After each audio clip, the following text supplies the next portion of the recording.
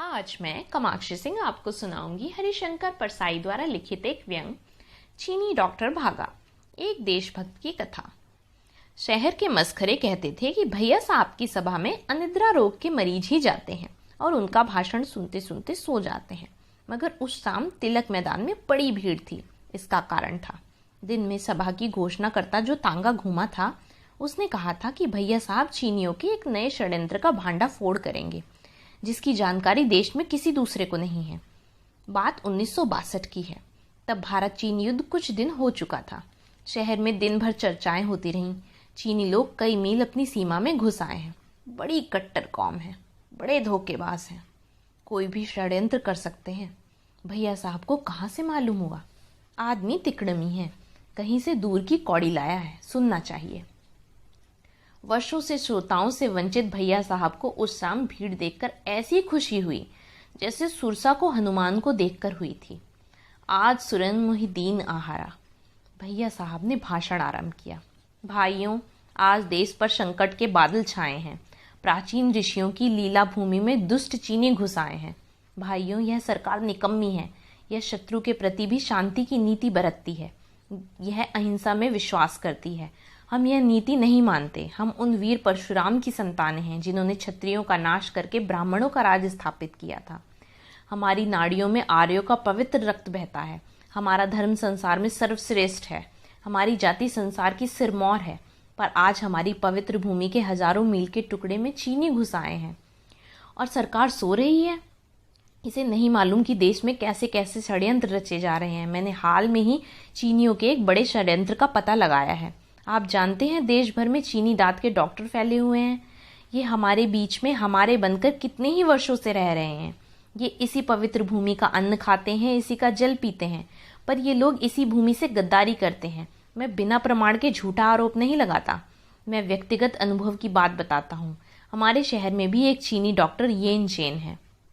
वह 50 सालों से यहाँ है और सब उसका विश्वास करते हैं। दूसरा कोई अच्छा दांत का डॉक्टर है नहीं, इसलिए उसकी आमदनी भी बहुत है। कल दोपहर को मैं उसके पास अपना दुखता हुआ दांत दिखाने लगा। उसने मुझे कुर्सी पर बिठाया और न जाने कैसा इंजेक्शन दिया कि मैं बेहोश होने लगा। उसने औजार उठाया और मेरी दाढ़ उखाड़ने लगा।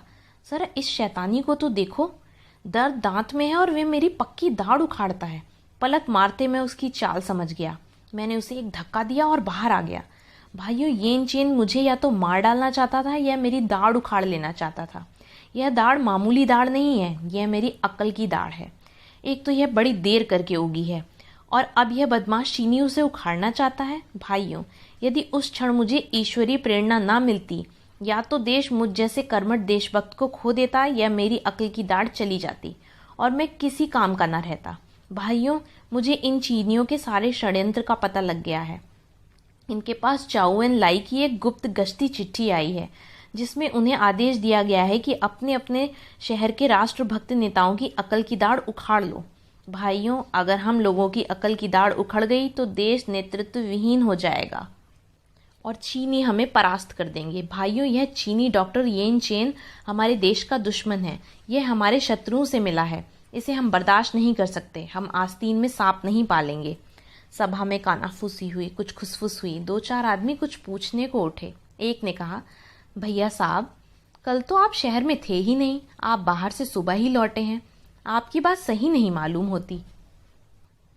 भैया साहब गरज उठे, देख लो इन गद्दारों को, ये चीनी का पक्ष लेते हैं, ये मुझे झूठा कहते हैं। इन्हीं लोगों ने देश को गिराया है। एक समय था जब इस पवित्र भूमि में दूध दही की नदियां बहती थी। फिर देश में पापी पैदा हुए तो नदियों में मट्ठा बहने लगा और अब इन गद्दारों के पापों का परिणाम आप आंखों से देख रहे हैं। हाय, आज हमारी नदियों में पानी बहता है। भाइयों, अच्छी तरह पहचान लो इन गद्दारों को जो चीनी डॉक्टर का पक्ष लेते हैं।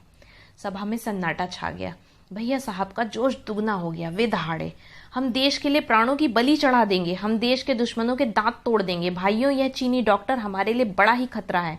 हमारे धर्म है कि हम इसे शहर से बाहर निकालें। हमें आंदोलन करना है। भाइयों, कमर कस लो। देश आज पुनः बलिदान मांगता है। हम सत्याग्रह करेंगे। कल सुबह 8 बजे यहाँ से एक जुलूस नगर के प्रधान मार्गों से होता हुआ चीनी डॉक्टर के घर जाएगा और उससे शहर छोड़ने की मांग करेगा। यदि वह राजी नहीं हुआ तो उसी समय उसके दरवाजे पर पिकेटिंग शुरू हो जाएगी। मैं देश की स्वतंत्रता के लिए लड़ा हूँ। मैंने सीने पर एक नहीं सैकड़ों गोलियां खाई हैं। मैंने देश के लिए सैकड़ों बार प्राण दिए हैं। मैं चीनी डॉक्टर को निकालने के लिए आमरण अनशन कर दूंगा। बोलो, देश के दुश्मन मुर्दाबाद। चीनी डॉक्टर निकल जाओ। भारत माता की जय। सुबह भैया साहब फूल मालाएं पहले जुलूस में आ गए। अपने घर के सामने पहुंचे तो स्त्रियों ने तिलक लगाया, आरती उतारी और नारियल हाथ में दिया। नारे लग रहे थे, देश के दुश्मन मुर्दाबाद, चीनी डॉक्टर निकल जाओ। डॉक्टर येनचेन परेशान था। हाथ जोड़कर बाहर आया और समझाने लगा कि मुझे चीन से कोई मतलब नहीं है। मैं भारतीय नागरिक हूँ।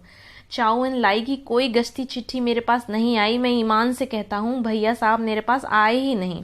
भीड़ को प्रभावित होते देख भैया साहब चिल्ला पड़े, झूठ बोलता है, देश के दुश्मन मुर्दाबाद, चीनी डॉक्टर निकल जाओ। नारों में तर्क डूब गए। सत्याग्रह की शक्ति के सामने चीनी डॉक्टर टिक नहीं पाया। पिकेटिंग और अनशन की मार से ढीला हो गया। चौथे दिन उसने अपने दवाखाने का सामान बेचा।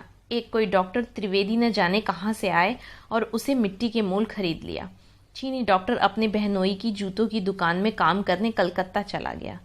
शाम तक वहां नया बोर्ड लग गया, डॉक्टर गोविंद प्रसाद त्रिवेदी, LDS डांट के डॉक्टर। डॉक्टर त्रिवेदी के पास शाम को पहला मरीज आया। दांत साफ करवाकर उसने कहा, डॉक्टर साहब आप पहली बार ही आज दिखे, पहले कहाँ थे?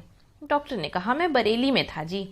पिछले साल ही लखनऊ से डॉक्टरी पास की है। किसी अच्छी जगह दवा खोलने का इरादा था। यह शहर अच्छा है, यहाँ एक ही अच्छा था सो चला गया। जगह अच्छी मिल गई और औजार भी बड़े सस्ते मिले।